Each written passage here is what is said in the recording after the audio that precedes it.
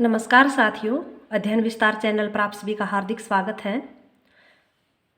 कक्षा 6 की हिंदी की पाठ्य पुस्तक वसंत भाग 1 का हम पठन कर चुके हैं। आज हम शुरू कर रहे हैं कक्षा 7 की पाठ्य पुस्तक वसंत भाग 2। सबका प्यार, सबका साथ, सबका विकास के साथ शुरू कर रहे हैं। इस पुस्तक को मैं केवल पठन रूप में ही प्रस्तुत करूंगी, तो शुरू करते हैं। वसंत भाग 2 में 15 पाठों को सम्मिलित किया गया है। पाठ 1 हम पंछी उन्मुक्त गगन के कविता है, शिवमंगल सिंह सुमन द्वारा रचित। पाठ 2 हिमालय की बेटियां निबंध है, नागार्जुन द्वारा लिखित। पाठ 3 कठपुतली कविता है, भवानी प्रसाद मिश्र के द्वारा लिखित। पाठ 4 मिठाई वाला कहानी, भगवती प्रसाद वाजपेयी द्वारा लिखित। पाठ 5 पापा खो गए नाटक मराठी से हिंदी में अनुवाद किया गया है। पापा खो गए विजय तेंदुलकर द्वारा लिखित। पाठ 6 एक शाम किसान कविता है, सर्वेश्वर दयाल सक्सेना। पाठ 7 अपूर्व अनुभव संस्मरण, तेत्सुको कुरियानागी। पाठ 8 रहीम के दोहे कविता, रहीम द्वारा लिखित। पाठ 9 एक तिनका कविता, अयोध्या सिंह उपाध्याय हरिओद द्वारा लिखित। पाठ 10 खान पान की बदलती तस्वीर निबंध, प्रयाग शुक्ल द्वारा लिखित। पाठ 11 नीलकंठ रेखाचित्र है, महादेवी वर्मा द्वारा लिखित। पाठ 12 भोर और बरखा कविता है, मीराबाई द्वारा लिखित। पाठ 13 वीर कुंवर सिंह जीवनी विभागीय, यानी कि इसमें लेखक का नाम नहीं दिया गया है। पाठ 14 संघर्ष के कारण मैं तुनक मिजाज हो गया, धनराज। साक्षात्कार है, विनीता पांडे। पाठ 15 आश्रम का अनुमानित व्यय लेखा जोखा है, मोहनदास करमचंद गांधी द्वारा लिखित। पाठ 1 हम पंछी उन्मुक्त गगन के। हम पंछी उन्मुक्त गगन के पिंजर बदने गा पाएंगे, कनक तीलियों से टकराकर पुलकित पंख टूट जाएंगे। हम बहता जल पीने वाले मर जाएंगे भूखे प्यासे, कहीं भली है कटुक निबोरी कनक कटोरी की मैदा से। स्वर्ण श्रृंखला के बंधन में स्वर्ण श्रृंखला के बंधन में अपनी गति उड़ान सब भूले, बस सपनों में देख रहे हैं त्रु की फुनगी पर के झूले। ऐसे थे अरमान की उड़ते, नीले नभ की सीमा पाने, लाल किरण सी चोंच खोल चुगते तारक अनार के दाने। होती सीमाहीन क्षितिज से इन पंखों की होड़ा होड़ी, या तो क्षितिज मिलन बन जाता या तंती सांसों की डोरी। नीड़ न दो चाहे टहनी का आश्रय छिन भिन कर डालो, लेकिन पंख दिए हैं तो आकुल उड़ान में विघन न डालो। शिवमंगल सिंह सुमन द्वारा रचित कविता हम पंछी उन्मुक्त गगन के। पाठ 2 नागार्जुन द्वारा लिखित निबंध हिमालय की बेटियां। अभी तक मैंने उन्हें दूर से देखा था, बड़ी गंभीर, शांत, अपने आप में खोई हुई सी लगती थी। संभ्रांत महिला की भांति वे प्रतीत होती थी। उनके प्रति मेरा दिल में आदर और श्रद्धा का भाव था। माँ और दादी, मौसी और मामी की गोद की तरह उनकी धारा में डुबकियां लगाया करता, परंतु इस बार जब मैं हिमालय के कंधे पर चढ़ा तो वे कुछ और रूप में सामने थी। मैं हैरान था कि यही दुबली पतली गंगा, यही यमुना, यही सतलुज समतल मैदानों में उतरकर विशाल कैसे हो जाती हैं। इनका उछलना और कूदना, खिलखिलाकर लगातार हंसते जाना, इनकी यह भावभंगी, इनका यह उल्लास कहाँ गायब हो जाता है। मैदान में जाकर किसी लड़के को जब मैं देखता हूँ, किसी कली पर जब मेरा ध्यान अटक जाता है, तब भी इतना कौतूहल और विस्मय नहीं होता जितना कि इन बेटियों की बाल लीला देखकर। कहाँ ये भागी जा रही हैं? वह कौन सा लक्ष्य है जिसने इन्हें बेचैन कर रखा है? अपने महान पिता का विराट प्रेम पाकर भी अगर इनका हृदय अतृप्त ही है, तो वह कौन होगा जो इनकी प्यास मिटा सकेगा? बर्फ, जली नंगी पहाड़ियाँ, छोटे छोटे पौधों से भरी घाटियाँ, बंधुर अधित्यकाएँ, सरसब्ज उपत्यकाएँ, ऐसा है जिसका लीला निकेतन। खेलते खेलते जब ये जरा दूर निकल जाती हैं तो देवदार, चीड़, सरो, चिनार, सफ़ेदा, कैल के जंगलों में पहुंचकर शायद इन्हें बीती बातें याद करने का मौका मिल जाता होगा। कौन जाने बूढ़ा हिमालय अपनी इन नटखट बेटियों के लिए कितना सिर धूनता होगा। बड़ी बड़ी चोटियों से जाकर पूछिए तो उत्तर में विराट मौन के सिवाय उसके पास और रखा ही क्या है। सिंधु और ब्रह्मपुत्र ये दो ऐसे नाम हैं जिनके सुनते ही रावी, सतलुज, व्यास, चेनाब, झेलम, काबुल, कुभा, कपिशा, गंगा, यमुना, सरयू, गंडक, कोसी आदि हिमालय की छोटी बड़ी सभी बेटियां आंखों के सामने नाचने लगती हैं। वास्तव में सिंधु और ब्रह्मपुत्र स्वयं कुछ नहीं है। दयालु हिमालय के पिघले हुए दिल की एक एक बूंद न जाने कब से इकट्ठा हो होकर इन दो महानदों के रूप में समुद्र की ओर प्रवाहित होती रही हैं। कितना सौभाग्यशाली है वह समुद्र जिसे पर्वतराज हिमालय की इन दो बेटियों के हाथ पकड़ने का श्रेय मिला है। जिन्होंने मैदानों में इन नदियों को देखा होगा उनके ख्याल में शायद ही ये बात आ सके कि बूढ़े हिमालय की गोद में बच्चियां बनकर ये कैसे खेला करती हैं। माँ बाप की गोद में नंग धड़ंग होकर खेलने वाली इन बालिकाओं का रूप पहाड़ी आदमियों के लिए आकर्षक भले न हो, लेकिन मुझे तो ऐसा लुभावना प्रतीत हुआ वह रूप कि हिमालय को ससुर और समुद्र को उसका दामाद कहने में कुछ भी झिझक नहीं होती है। कालिदास के विरही यक्ष ने अपने मेघदूत से कहा था, वेत्रवती यानी कि बेतवा नदी को प्रेम का प्रतिदान देते जाना, तुम्हारी वह प्रेयसी तुम्हें पाकर अवश्य ही प्रसन्न होगी। यह बात इन चंचल नदियों को देखकर मुझे अचानक याद आ गई और सोचा कि शायद उस महाकवि को भी नदियों का सचेतन रूपक पसंद था।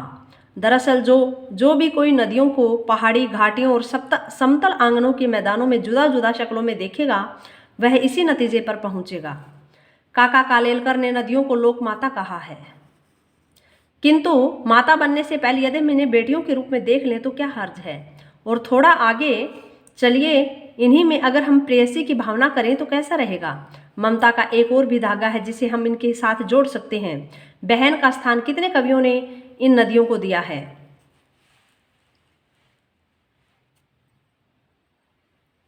एक दिन मेरी भी ऐसी भावना हुई थी जो लिंग यानी कि तिब्बत की बात है। मन उचट गया था, तबीयत ढीली थी, सतलुज के किनारे जाकर बैठ गया। दोपहर का समय था, पैर लटका दिए पानी में।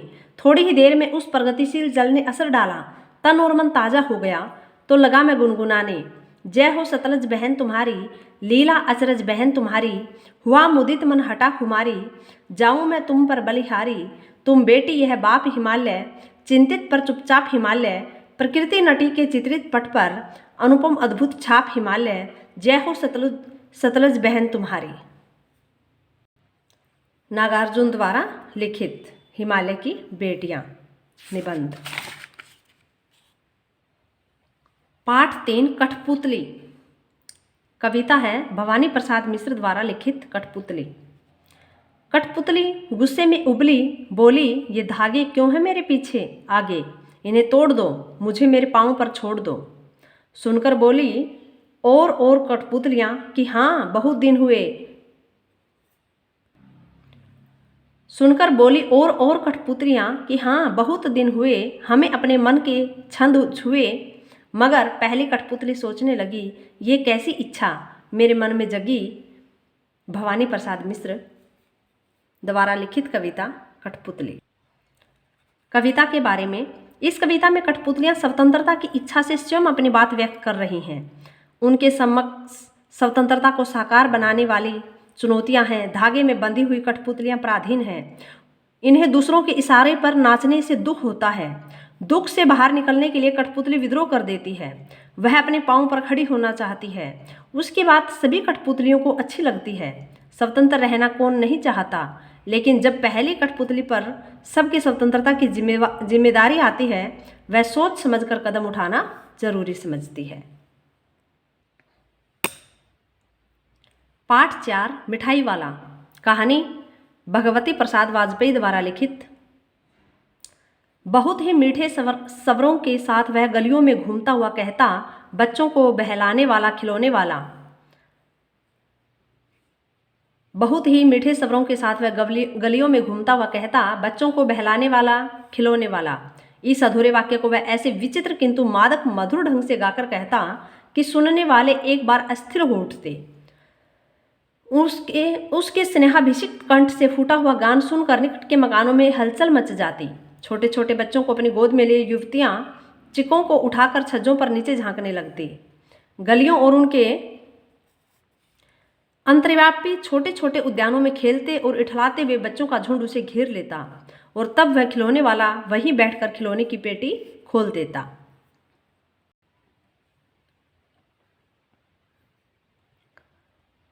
बच्चे खिलौने देखकर पुलकित हो उठते। वे पैसे लाकर खिलौने का मोल भाव करने लगते। पूछते, इसका दाम क्या है? ऑल इचका, ऑल इचका। खिलौने वाला बच्चों को देखता है और उनकी नन्ही नन्ही उंगलियों से पैसे ले लेता और बच्चों की इच्छा अनुसार उन्हें खिलौने दे देता। खिलौने लेकर फिर बच्चे उछलने कूदने लगते और तब फिर खिलौने वाला उसी प्रकार गाकर कहता, बच्चों को बहलाने वाला, खिलौने वाला। सागर की हिलोर की भांति उसका यह मादक गान गली भर के मकानों में इस ओर से उस ओर तक लहराता हुआ पहुंचता और खिलौने वाला आगे बढ़ जाता। राय विजय बहादुर के बच्चे भी एक दिन खिलौने लेकर घर आए। वे दो बच्चे थे, चुन्नू मुन्नू। चुन्नू जब खिलौने ले आया तो बोला, मेला घोला कैसा छुंदल है। मुन्नू बोला, ओल देखो मेला कैसा छुंदल है। दोनों अपने हाथी घोड़े लेकर घर भर में उछलने लगे। इन बच्चों की माँ रोहिणी कुछ देर तक खड़े खड़े उनका खेल निरखती रही। अंत में दोनों बच्चों को बुलाकर उसने पूछा, अरे ओ चुन्नू मुन्नू, ये खिलौने तुमने कितने में लिए हैं? मुन्नू बोला, 2 पैसे में। खिलौने वाला दे गया है। रोहिणी सोचने लगी, इतने सस्ते कैसे दे गया, कैसे दे गया? वह तो यही जाने, लेकिन दे तो गया ही है, इतना तो निश्चय है। एक जरा सी बात ठहरी, रोहिणी अपने काम में लग गई।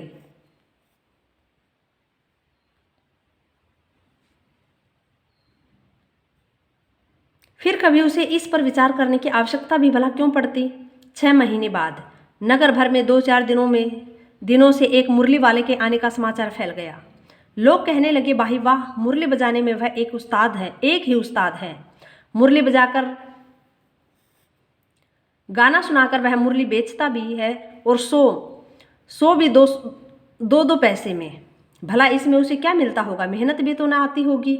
एक व्यक्ति ने पूछ लिया, कैसा है वह मुरली वाला, मैंने तो उसे नहीं देखा। उत्तर मिला, उम्र तो उसकी अभी अधिक न होगी, यही 30-32 का होगा। दुबला पतला गोरा युवक है, बीकानेरी रंगीन साफा बांधता है। वही तो नहीं जो पहले खिलौने बेचा करता था? क्या वह पहले खिलौने भी बेचा करता था? हाँ, जो आकार प्रकार तुमने बतलाया उसी प्रकार का वह भी था। तो वही होगा। पर भाई है वह एक उस्ताद। प्रतिदिन इसी प्रकार उस मुरली वाले की चर्चा होती। प्रतिदिन नगर की प्रत्येक गली में उसका मादक मृदुल स्वर सुनाई पड़ता। बच्चों को बहलाने वाला, मुरलिया वाला। रोहिणी ने भी मुरली वाले का यह स्वर सुना। तुरंत ही उसे खिलौने वाले का स्मरण हो आया। उसने मन ही मन कहा, खिलौने वाला भी इसी तरह गा गा कर खिलौने बेचा करता था। रोहिणी उठकर अपने पति विजय बाबू के पास गई। जरा उस मुरली वाले को बुलाओ तो चुन्नू मुन्नू के लिए ले लूं। क्या पता यह फिर इधर न आए। वे भी जान पड़ता है पार्क में खेलने निकल गए हैं। विजय बाबू एक समाचार पत्र पढ़ रहे थे। उसी तरह उसे लिए हुए वे दरवाजे पर आकर मुरली वाले से बोले, क्यों भाई, किस तरह देते हो मुरली? किसी की टोपी गले में गिर पड़ी, किसी का जूता पार्क में ही छूट गया और किसी की सोथनी पाजामा ही ढीली होकर लटक आई है। इस तरह दौड़ते हाँफते हुए बच्चों का झुंड आ पहुंचा। एक स्वर से सब बोल उठे, अम्बी लेंदे मुरली, अम्बी लेंदे मुरली। मुरली वाला हर्ष गदगद हो उठा। बोला, सबको देंगे भैया, लेकिन जरा रुको, ठहरो, एक एक को देने दो। अभी इतनी जल्दी हम कहीं लौट थोड़े ही जाएंगे। बेचने तो आए ही हैं, और हैं भी इस समय मेरे पास 1-2 नहीं, पूरी 57। हाँ बाबूजी, क्या पूछा था आपने? कितने में दी? दी तो वैसे 3-3 पैसे के हिसाब से, पर आपको 2-2 पैसे में ही दे दूंगा। विजय बाबू भीतर बाहर दोनों रूपों में मुस्कुरा दिए। मन ही मन कहने लगे, कैसा है? देता तो सबको इसी भाव से है, पर मुझ पर उल्टा एहसान लाद रहा है। फिर बोले, तुम लोगों की झूठ बोलने की आदत होती है, देते होगे सभी को 2-2 पैसे में, पर एहसान का बोझ मेरे ही ऊपर लाद रहे हो। मुरली वाला एकदम अप्रतिभ हो उठा। बोला, आपको क्या पता बाबूजी की असली लागत क्या है? यह तो ग्राहकों का दस्तूर होता है कि दुकानदार चाहे हानि उठाकर चीज क्यों न बेचे, पर ग्राहक यही समझते हैं दुकानदार मुझे लूट रहा है। आप भला काहे को विश्वास करेंगे, लेकिन सच पूछिए तो बाबूजी असली दाम 2 ही पैसा है। आप कहीं से 2 पैसे में ये मुरली नहीं पा सकते। मैंने तो पूरी 1000 बनवाई थी, तब मुझे इस भाव पड़ रही है। विजय बाबू बोले, अच्छा मुझे ज़्यादा वक्त नहीं, जल्दी से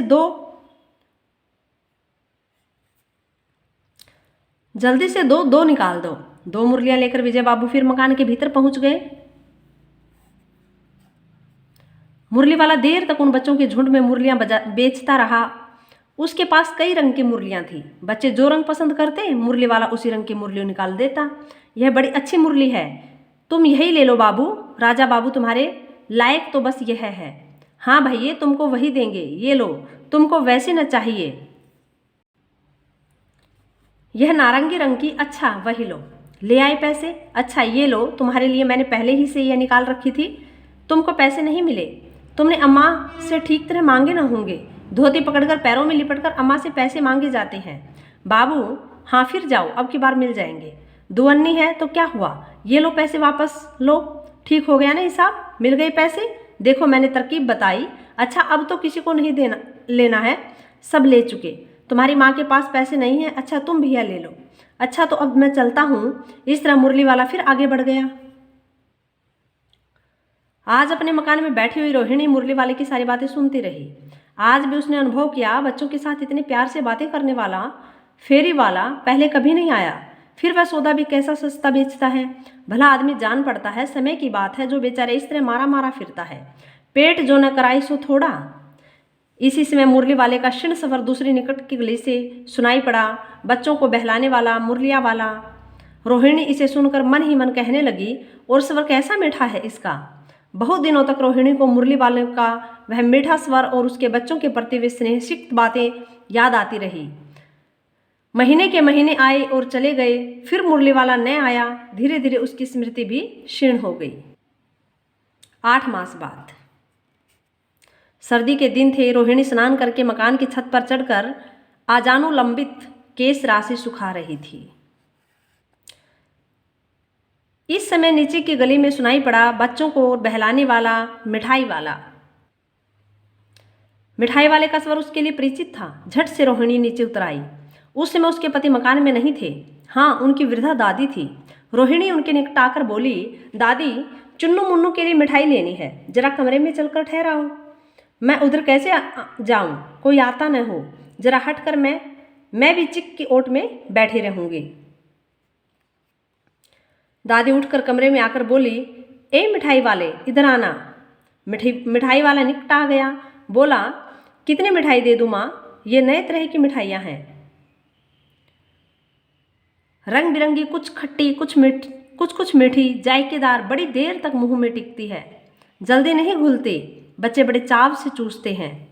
इन गुणों के सिवा ये खांसी भी दूर करती है। कितने दूँ? चपटी गोल पहलदार गोलियां हैं, पैसे की 16 देता हूँ। दादी बोली, 16 तो बहुत कम होती हैं, भला 25 तो दे देते। मिठाई वाला, नहीं दादी, अधिक नहीं दे सकता, इतना भी देता हूँ यह, अब मैं तुम्हें क्या, खैर मैं अधिक नहीं दे सकूँगा। रोहिणी दादी के पास ही थी। बोली, दादी फिर भी काफ़ी सस्ता दे रहा है, 4 पैसे की ले लो, यह पैसे रहे। मिठाई वाला मिठाइयाँ गिनने लगा। तो 4 की दे दो। अच्छा 25 नहीं सही 20 ही दे दो। अरे हाँ, मैं बूढ़ी हुई, मोल भाव अब मुझे ज़्यादा करना आता भी नहीं है। कहते हुए दादी के पोपले मुंह से जरा सी मुस्कुराहट फूट निकली। रोहिणी ने दादी से कहा, दादी इससे पूछो तुम इस शहर में और कभी भी आए थे या पहली बार आए हो? यहाँ के निवासी तो तुम हो नहीं। दादी ने इस कथन को दोहराने की चेष्टा की ही थी कि मिठाई वाले ने उत्तर दिया, पहली बार नहीं, और भी कई बार आ चुका हूँ। रोहिणी चिक की आड़ से ही बोली, पहले यही मिठाई बेचते हुए आए थे या और कोई चीज़ लेकर? मिठाई वाला हर्ष, संशय और विस्मयादि भावों में डूबकर बोला, इससे पहले मुरली लेकर आया था, और उससे भी पहले खिलौने लेकर। रोहिणी का अनुमान ठीक निकला। अब तो वह उससे और भी अधिक कुछ बातें पूछने के लिए अस्थिर हो उठी। वह बोली, इन व्यवसायों में भला तुम्हें क्या मिलता होगा? वह बोला, मिलता भला क्या है, यही खाने भर को मिल जाता है, कभी नहीं भी मिलता, पर हाँ संतोष, धीरज और कभी कभी असीम सुख जरूर मिलता है, और यही मैं चाहता भी हूँ। सो कैसे, वह भी बताओ।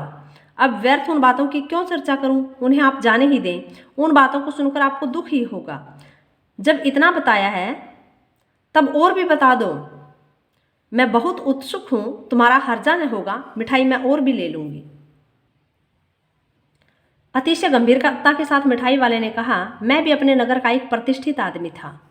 मकान, व्यवसाय, गाड़ी, घोड़े, नौकर चाकर सभी कुछ था। स्त्री थी, छोटे छोटे 2 बच्चे भी थे। मेरा वह सोने का संसार था। बाहर संपत्ति का वैभव था, भीतर सांसारिक सुख था। स्त्री सुंदर थी, मेरी प्राण थी। बच्चे ऐसे सुंदर थे जैसे सोने के सजीव खिलौने।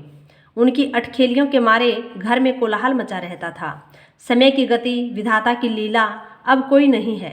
दादी प्राण निकाले नहीं निकल दे, इसलिए अपने उन बच्चों की खोज में निकला हूँ।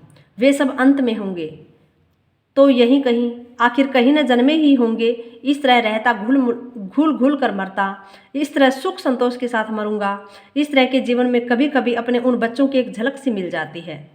ऐसा जान पड़ता है जैसे वे इन्हीं में उछल उछल कर हंस खेल रहे हैं। पैसों की कमी थोड़े ही है, आपकी दया से पैसे तो काफ़ी हैं।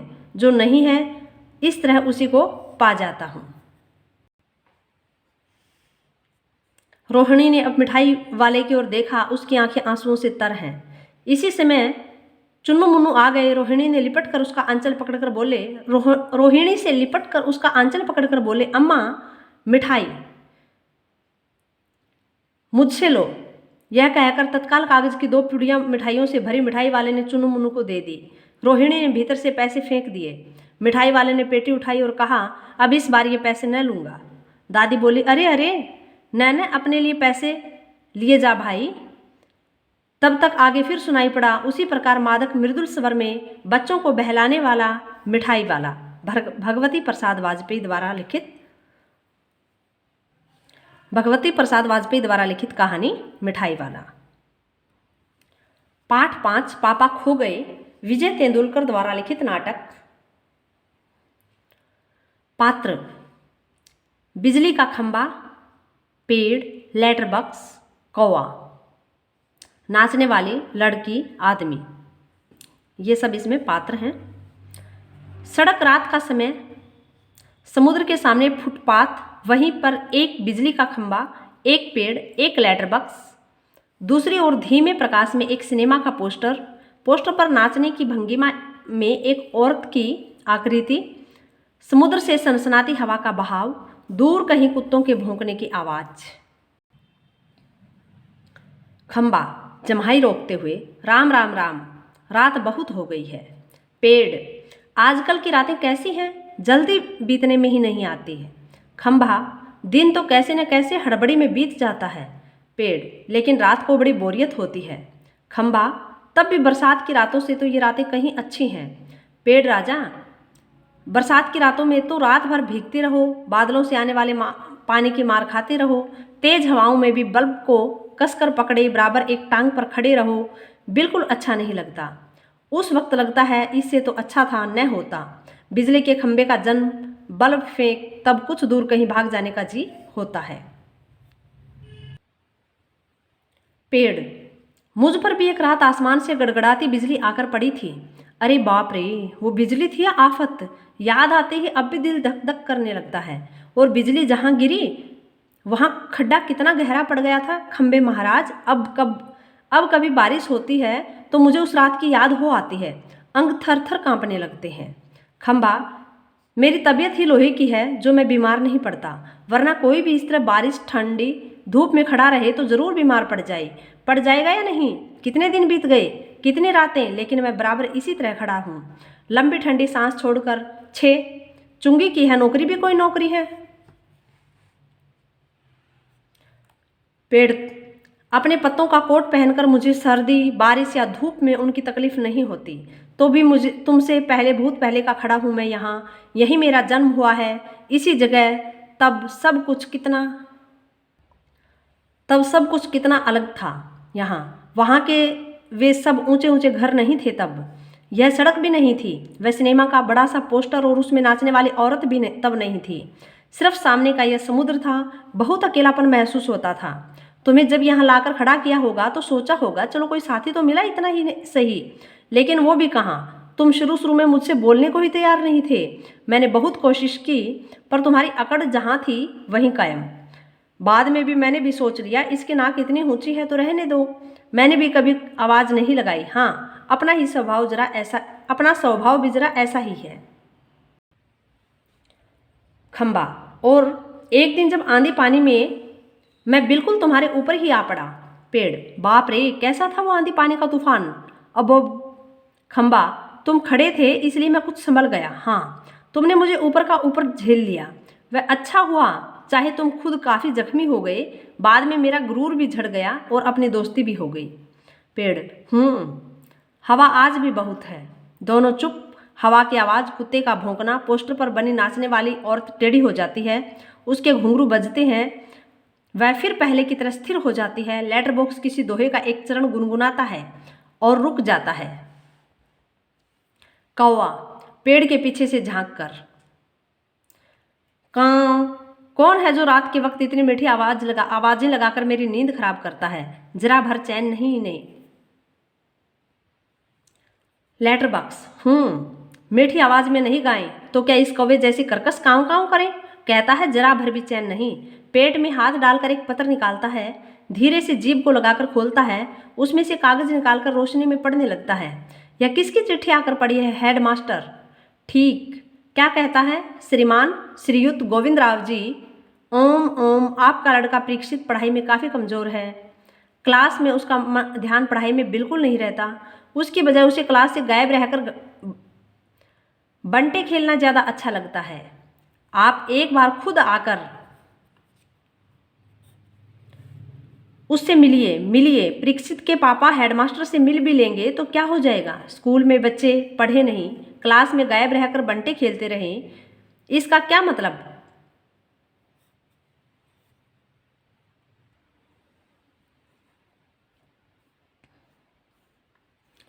फीस के पैसे क्या फोकट में आते हैं। सभी पापा लोग ऑफिस में इतना काम करते हैं तब कहीं जाकर पैसे मिलते हैं। पैसे उन्हें बच्चे फोकट के समझें। आखिर क्यों।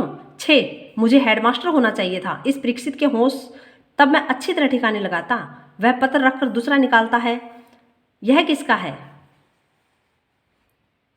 खंभा। क्यों लाल ताऊ, आज किस किस के पत्र चोरी चोरी पढ़ते रहे। Letter box. आश्चर्य से। चोरी चोरी। चोरी किस लिए। सभी चिट्ठियां मेरे ही तो कब्जे में होती हैं। अच्छी तरह रोज रोज पढ़ता हूँ। पेड़। कब्जे में होने का मतलब यह नहीं लाल ताऊ कि लोगों की चिट्ठियां फाड़ फाड़ कर पढ़ते रहो। पोस्ट मास्टर को पता चल गया तो। Letter box. चलता है पता तो चल जाने दे। मेरी तरह यहाँ रात दिन बैठ कर दिखाएं तब पता चले। परसों वह पोस्टमैन मेरे पेट में से चिट्ठियाँ निकाल रहा था और मुझे इतनी लंबी जमाई आई कि रोके नहीं रुकी। जमाई लेता है। वह देखता ही रह गया। चिट्ठियों का बंडल बनाकर जल्दी जल्दी चलता बना वह। लेकिन यह लेटर बॉक्स, इसे नहीं बोरियत होती एक जगह बैठे बैठे। मैं कहता हूँ 4 चिट्ठियाँ मन बहलाने के लिए पढ़ भी ली तो क्या हो गया। पेड़। लेकिन चिट्ठी जिसे लिखी गई हो लाल ताऊ उसे ही पढ़नी चाहिए। वह प्राइवेट होती है, प्राइवेट। Letter box. मैं कहाँ किसी की चिट्ठी पास रख लेता हूँ। जिसकी होती है उसे मिल ही जाती है। किसी की गुप्त बातें मैं कब बाहर निकलने देता हूँ। वह मुझ तक ही रहती है, इसलिए तो मुझे अपना बहुत महत्व लगता है।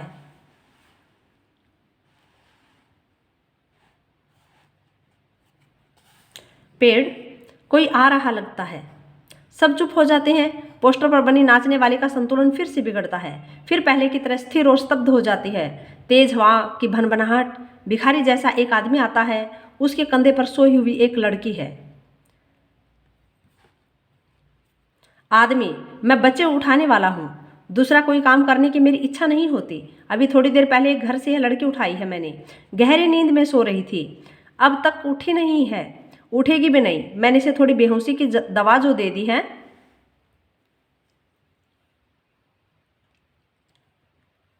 अब मुझे लगी है भूख। दिन भर कुछ खाने का वक्त ही नहीं मिला। पेट में जैसे चूहे दौड़ रहे हों। तो ऐसा किया जाए कि इसे यहीं लेटाकर अपने जरा कुछ खाने की तलाश करें, देखें कुछ मिल जाए तो। इतनी रात गए यहाँ, इस वक्त अब किसी का आना मुमकिन नहीं। पेड़ की ओट में लड़के को डाल देता है, उस पर अपना कोट फैला देता है और इधर उधर जरा चौकस होकर देखता है। फिर एक एक कदम सावधानी से रखता हुआ निकल जाता है। खंबा पेड़ से, श्श। पेड़ राजा, दाल में कुछ काला नजर आता है।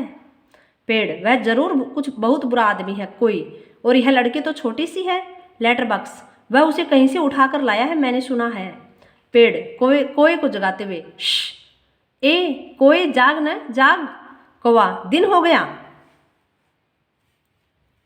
पेड़ कौवे को जगाते हुए, श्श। ए कौवे, जाग न जाग। कौवा कहता, दिन हो गया। पेड़, नहीं नहीं, दिन नहीं हुआ, पर एक दुष्ट आदमी एक छोटी सी लड़की को कहीं से उठाकर ले आया है। चुप, वो आदमी इस वक्त यहाँ नहीं है। वो लड़की उठ जाएगी तो चिल्लाएगी। कौवा आलस से उठते हुए आंखों पर एक चुल्लू पानी डालकर अभी आया जाता है।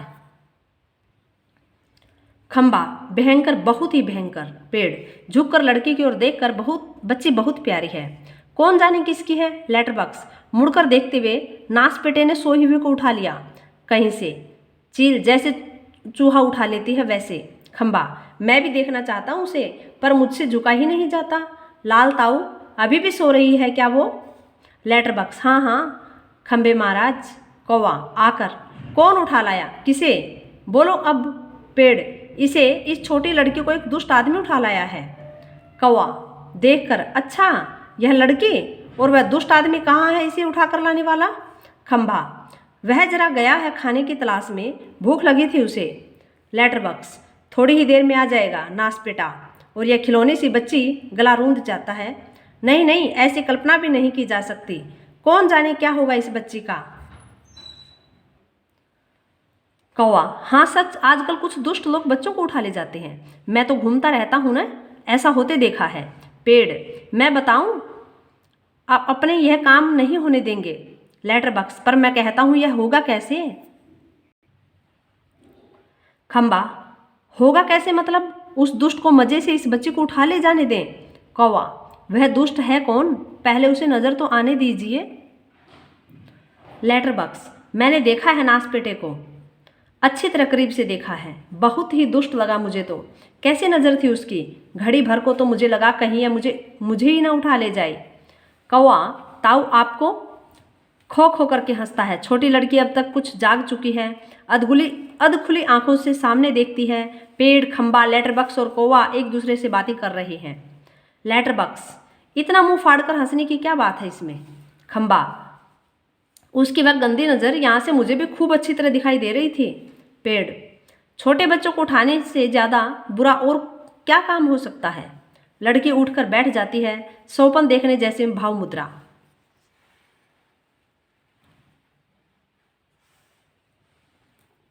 लेटर बॉक्स, कैसा मन होता है नासपेटों का, उनका वही जाने। कौवा, ताऊ एक जगह बैठे रहकर यह कैसे जान सकोगे? उसके लिए तो मेरी तरह रोज चारों दिशाओं में गश्त लगानी पड़ेगी, तब जान पाओगे ये सब। पेड़, काफ़ी समझदार है तू। अरे यह हमसे कैसे हो सकेगा? लड़की सौपन देखती हुई सी खड़ी है। लड़की, क्या ये सब बोल रही है? लेटर बॉक्स, बिजली का खंबा, ये पेड़, कौवा सबको इशारा करता है। सभी एकदम चुप, स्तब्ध हो जाते हैं। लड़की इन सब के पास जाकर खड़ी हो जाती है, अच्छी तरह सबको देखती है, पर सभी निर्जीव लगते हैं। लड़की, ये तो ठीक लग रहे हैं, फिर मुझे जो दिखाई दिया वह सपना था या कुछ और?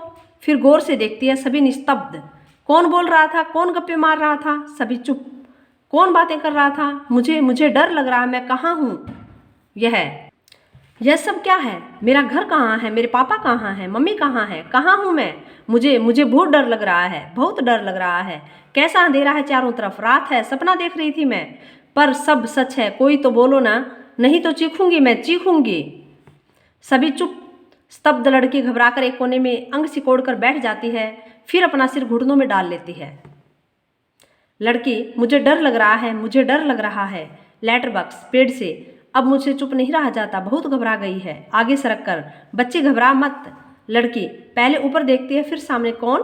लेटर बॉक्स, मैं हूँ लेटर बॉक्स। लड़की, तुम बोलते हो? लेटर बॉक्स,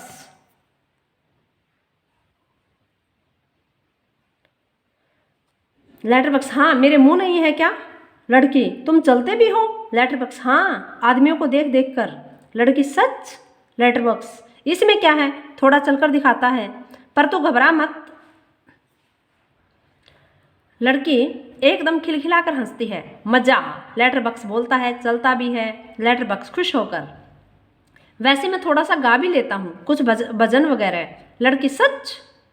लेटर बॉक्स भजन की एक लाइन गाता है। लड़की, तुम मज़ेदार हो, बहुत बहुत अच्छे हो। लेटर बॉक्स, पर मैं बहुत लाल हूँ, नासपेटों के पास जैसे दूसरा रंग ही नहीं था, लाल रंग पोत दिया मुझ पर। लड़की, लेटर बॉक्स तुम सच्ची बहुत अच्छे हो, पर मुझे ना अभी भी बिल्कुल सच नहीं लग रहा है, सपना लग रहा है, सपना। लेटर बॉक्स, कभी ना देखी हो ऐसी चीज़ देख लो तो यूं ही लगता है। तू रहती कहाँ है? लड़की, मैं अपने घर में रहती हूँ। लेटर बॉक्स, बहुत अच्छे, हर किसी को अपने घर में ही रहना चाहिए, पर तेरा यह घर है कहाँ? लड़की, हैं, घर हमारी गली में है। लेटर बॉक्स, हम जैसे अपने घरों में रहते हैं वैसे ही घर भी गली में ही होता है, गली में ही हो तो अच्छा रहता है, पर यह गली है कहाँ? लड़की, सड़क पर, आसान तो है मिलनी, हमारी गली एक बड़ी सड़क पर है। हाँ, उस सड़क पर नए आदमी ही आदमी आते जाते रहते हैं। लेटर बॉक्स, यह तो अच्छा ही है कि हम घरों में हों, घर गली में हो, गलियां सड़कों पर और सड़कों पर बहुत से लोग हों, इसे चोरी वोरी कम होती है। पर तुम्हारी इस सड़क का नाम क्या है? लड़की, नाम? हमारे घर वाली सड़क। लेटर बॉक्स, अरे वह तो तुम्हारा दिया हुआ नाम है ना, जैसे मुझे सबने नाम दिया है लाल ताऊ, पर मेरा असली नाम तो लेटर बॉक्स है। लड़की, ये सब कौन? ये सब यानी कौन? यहाँ तो कोई नहीं है। लेटर बॉक्स हड़बड़ाकर, हैं? नहीं नहीं, यहाँ तो कोई नहीं है, मैं वैसे बता रहा था, तुझे कोई मुझे ऐसे कहे तो पेड़, खंबा, कौवा सभी ठंडी और लंबी सांस लेते हैं। लेटर बॉक्स, तो तेरी उस सड़क का लोगों का दिया हुआ नाम क्या है? लड़की, मुझे नहीं पता, सभी उसे सड़क कहते हैं। सच? कोई रोड भी कहता है, रोड। लड़के, लेटर बॉक्स पेट से लिफाफे निकालकर दिखाते हुए, यह देख, इस पर जैसा पता लिखा हुआ है वैसा पता नहीं है क्या तेरा?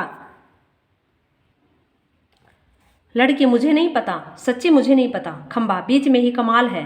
लड़की आश्चर्य से खंबे की तरफ देखती है, वह चुप। लड़की, कौन बोला यह कमाल है, हैं? कौन? लेटर बॉक्स, खंबा जीभ काटकर, नहीं नहीं, यूं ही लगा है तुझे, यूं ही। लड़की,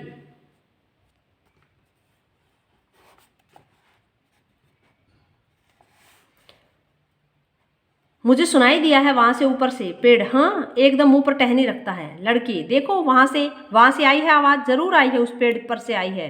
कौवा, मैंने नहीं की, चोंच दबाकर रखता है। लड़की, कौन बोला यह, कौन? कौवा। खंबा, गधा है यह भी। पेड़, जब न बोलना हो तो जरूर। पोस्टर पर बनी नाचने वाली का संतुलन पुनः बिगड़ता है, वह फिर से अपने पांव टिकाती है, घुंघरुओं की आवाज। लड़की, वो देखो कोई नाच रहा है। सभी एकटक देखती हैं। क्या क्या है यह, क्या है? कौन बोलता है, कौन नाच रहा है, कौन?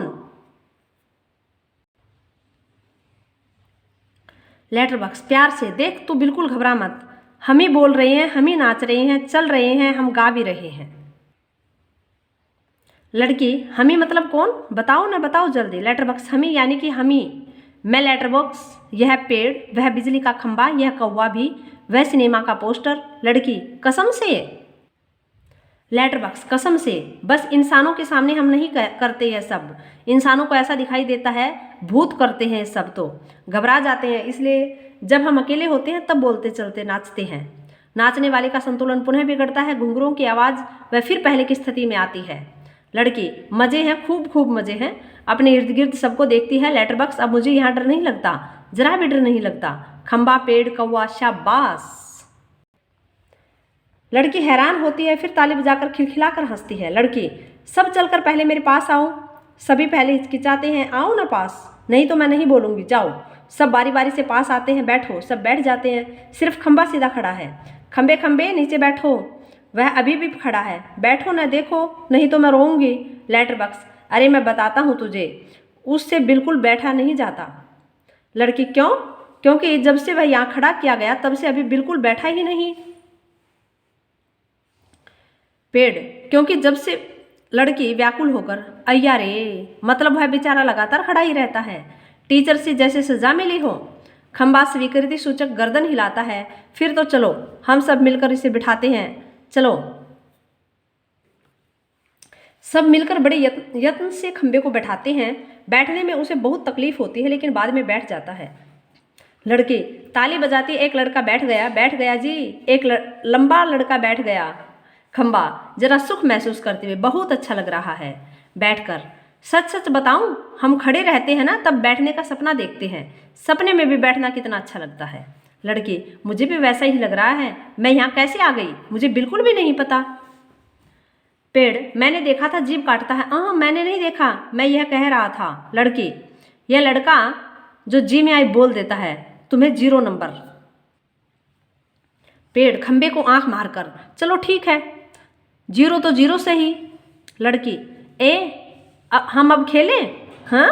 पोस्टर पर बने नाचने वाले का संतुलन फिर खोता है। घुंघरुओं की आवाज, मजा।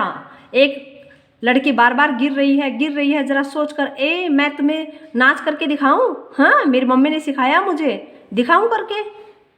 सभी हाँ हाँ दिखाओ ना, वाह। लड़की नाच करने लगती है। पेड़ खंबे से धीरे से, थोड़ी देर में वह भी आ जाएगा। खंबा, कौन? पेड़, वही दुष्ट आदमी, वह बच्चे उठाने वाला। खंबा, सचमुच? कौवे से, उसके आने का वक्त हो गया। कौवा, किसके? खंबा, हूँ उस बच्चे उठाने वाले का, इसे अभी ले जाएगा वह। लेटर बॉक्स, बाप रे, तब फिर? पेड़, क्या किया जाए? खंबा, कुछ तो करना ही पड़ेगा। पेड़, लेकिन क्या? पोस्टर पर बनी नाचने वाली आती है, लड़की और वह दोनों मिलकर नाचने लगती है। सभी दाद देते हैं, नाच खूब रंग में आता है, सभी भाग लेते हैं, पर बीच में ही एक दूसरे के कान में कुछ फुसफुसाते हैं, पुनः नाचते हैं, दाद देते हैं। तभी वह दुष्ट आदमी आता है, देखते ही सब निस्तब्ध। नाचने वाली पोस्टर के बीच में जा खड़ी होती है, नाचने वाली पोस्टर के बीच में जा खड़ी होती है, सभी अपनी अपनी जगह पर, और वह लड़की घबरा कर पेड़ के पीछे दुबक जाती है। आदमी मूंछों पर हाथ फेरकर डकार लेता है, वाह, पेट भर खा लिया, अब आगे चला जाए।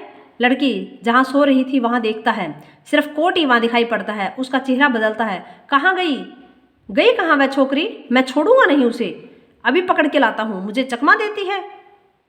ढूंढने लगता है। पेड़, खंबा, लेटर बॉक्स, पोस्टर, इन सब के बीचों बीच लपक झपक कर लड़की बचने का प्रयास करती है, और वह दुष्ट आदमी पीछे पीछे होते हुए सभी वस्तुएं सरकते सरकते उसके रास्ते में आने लगती हैं, उस छोटी लड़की का संरक्षण करने लगती हैं।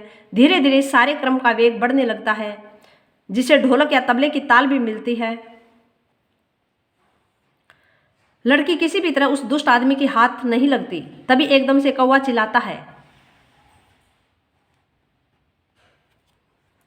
कौवा, भूत! पीछे पीछे। खंबा, लेटर बॉक्स नाचते हुए चिल्लाने लगते हैं। पेड़, खंबा, लेटर बॉक्स, भूत भूत, तीनों और ज्यादा जोर जोर से चिल्लाने और चीखते हैं। इसी के साथ भूत भूत करता हुआ वह दुष्ट आदमी घबराकर भाग निकलता है। सभी पेट पर हाथ रखे जी भरकर हंसते हैं। खंबा, मजा आ गया। कौवा, खूब भद उड़ाई। पेड़, क्यों उठाकर लाया था बच्चे को? बड़ा आया बच्चे चुराकर भागने वाला, अच्छी खातिर की उसकी। लेटर बॉक्स, अच्छी नाक कटी दुष्ट की। खंबा, अरे पर वो कहाँ है? कौवा, वो कौन? पेड़, कौन? खंबा, वो छोटी लड़की अपनी। लेटर बॉक्स, अरे वो वहाँ कहाँ गई? पेड़, कौन? कौवा, देखते हैं, इधर उधर देखते हैं, पर लड़की का कहीं पता नहीं, सभी चिंताग्रस्त। खंबा, गई कहाँ? कौवा, यहीं तो थी। पेड़, कहीं नहीं मिल रही। लेटर बॉक्स, उठाकर तो नहीं ले गया बच्चे को बदमाश? फिर से ढूंढते हैं, लड़के नहीं मिलते, सभी घबराए हुए हैं। पोस्टर पर बनी नाचने वाली भी जहाँ की तहाँ उसे भंगिमा में बैठी है। कौवा, निराश, नहीं भाई, कहीं दिखाई नहीं देती। पेड़, मुझे तो लगता है बहुत करके वही ले गया होगा उसे। लेटर बॉक्स, कितनी प्यारी बच्ची थी रे, कितनी प्यारी। खंबा, और स्वभाव कितना अच्छा था उसका। सभी शोकग्रस्त बैठे हैं। तभी नाचने वाले के पीछे से लड़की धीरे से झांकती है। लड़की शरारत से, मैं यहाँ हूँ, मुझे पकड़ो। सभी आनंदित होकर इधर उधर देखने लगते, उसे पकड़ने दौड़ते हैं, वह पकड़ में नहीं आती, सबको भगाती रहती है, सब थक जाते हैं, आखिर कौवा उसे पकड़ता है। कौवा, धप से कैसे पकड़ ली लड़की, पर पहले कैसे घबरा गए थे सब। आहा मजा, ताली बजाती है। पोस्टर पर बनी नाचने वाली भी ताली बजाती है। लड़की थक कर बैठ जाती है। खूब मजा आया, मुझे जरा सांस लेने दो अब। मैं अब बहुत घबरा गई थी उस दुष्ट आदमी से। तुम्ही ने बचा लिया मुझे। आहा मुझे बहुत नींद आ रही है, थक गई हूँ मैं। लेटती है, बहुत थक गई, मुझे उठा देना। हाँ फिर हम मजा करेंगे, बहुत थक गई, मुझे उठा देना। हाँ फिर हम मजा करेंगे। गहरी नींद सो जाती है। सब उसे देखते हुए खड़े हैं प्यार से।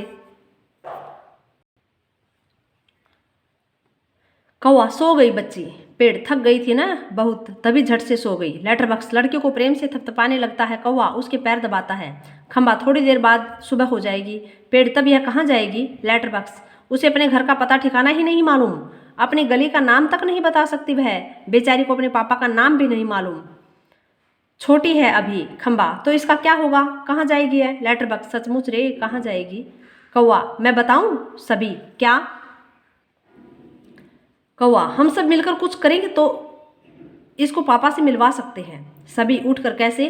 कौवा आसान है, सुबह जब हो जाए पेड़ राजा तो अपनी अपनी घनी छाया इस पर किए रहे, वह आराम से देर तक सोती रहेगी। और खंबे महाराज आप जरा टेढ़े होकर खड़े रहिए। खंबा इसे क्या होगा। कौवा पुलिस को लगेगा कि एक्सीडेंट हो गया, वो यहाँ आएगी और हमारी इस छोटी सहेली को देखेगी, वो लगाएगी इसके घर का पता। पुलिस सबके घर का पता मालूम करती है, खोए हुए बच्चों को उनके घर तक पहुंचाती है। खंबा रहूंगा मैं, आड़ा होकर खड़ा रहूंगा, पर मान लो पुलिस नहीं आई तो। कौवा मैं बराबर यहाँ जोर जोर से काँव काँव करता रहूंगा, लोगों का ध्यान इधर खींचूंगा, उनकी चीजें अपनी चोंच से उठा उठा कर लाता जाऊंगा। लेटर बॉक्स पर तब भी कोई नहीं आया तो। कौवा तो आपको एक काम करना होगा लाल ताऊ। लेटर बॉक्स जरूर करूंगा, अपनी अच्छी गुड़िया के लिए तो कुछ भी करूंगा। एक बार वह घर पहुंचा दिया कि सब ठीक हो गया। समझो क्या करूं बता। कौवा आपको लिखना पढ़ना आता है ना। कान में बात करने लगता है। तभी पोस्टर पर बनी हुई नाचने वाली गिर पड़ती है। घुंघरुओं की आवाज़ पुनः जैसे तैसे वह अपनी पहले जैसी भंगिमा बनाकर खड़ी रहती है। लेटर बॉक्स बीच में ही कौवे से उसे क्या होगा। कौवा उसके कान में और कुछ कहता है। लेटर बॉक्स स्वीकृति में गर्दन हिलाता है। अंधेरा, कुछ देर बाद उजाला। सुबह होती है। खंबा अपनी जगह पर टेढ़ा टेढ़ा होकर खड़ा है। पेड़ सोई हुई लड़की पर झुककर अपनी छाया किए हुए है। कौवे की काँव काँव जोर जोर से सुनाई दे रही है। और सिनेमा के पोस्टर पर बड़े बड़े अक्षरों में लिखा है पापा खो गए हैं। पोस्टर पर बनी नाचने वाली की इससे मेल खाने वाली भंगिमा। लेटर बॉक्स धीरे से सरकाता हुआ प्रेक्षकों की ओर आता है। लेटर बॉक्स लाल ताऊ बोल रहा हूँ, आप में से किसी को अगर हमारे इस प्यारी सी बच्चे के पापा मिल जाएं तो उन्हें जितनी जल्दी हो सके यहाँ ले आइएगा। पर्दा गिरता है। विजय तेंदुलकर के द्वारा लिखा हुआ नाटक पापा खो गए हैं। श्याम एक किसान, सर्वेश्वर दयाल सक्सेना के द्वारा लिखी कविता। श्याम एक किसान। आकाश का साफा बांधकर सूरज की चिलम खींचता बैठा है पहाड़, घुटनों पर पड़ी है नदी चादर सी, पास ही दहक रही है पलाश के जंगल की अंगीठी, अंधकार दूर पूरव में सिमटा बैठा है भेड़ों के गले सा। अचानक बोला मोर, जैसे किसी ने आवाज दी, सुनते हो। चिलम औंधी, धुआं उठा, सूरज डूबा, अंधेरा छा गया। सर्वेश्वर दयाल सक्सेना द्वारा लिखी कविता श्याम एक। कविता के बारे में कवि ने किसान के रूप में जाड़े की शाम के प्राकृतिक दृश्य का चित्रण किया है। इस प्राकृतिक दृश्य में पहाड़ बैठे हुए एक किसान की तरह दिखाई दे रहा है। आकाश उसके सिर पर बंधे साफे के समान, पहाड़ के नीचे बहती हुई नदी, घुटनों पर रखी चादर सी, पलाश के पेड़ों पर खिले लाल लाल फूल, जलती अंगीठी के समान, पूर्व क्षितिज पर घना होता अंधकार, झुंड में बैठी भेड़ों जैसा और पश्चिम देशों में डूबता सूरज चिलम पर सुलगती आग की भांति दिख रहा है। यह पूरा दृश्य शांत है। अचानक मोर बोल उठता है, मानो किसी ने आवाज लगाई, सुनते हो। इसके बाद यह दृश्य घटना में बदल जाता है। चिलम उलट जाती है, आग बुझ जाती है, धुआं उठने लगता है, सूरज डूब जाता है, शाम ढल जाती है और अंधेरा छा जाता है। धन्यवाद। शेष आगे की वीडियो में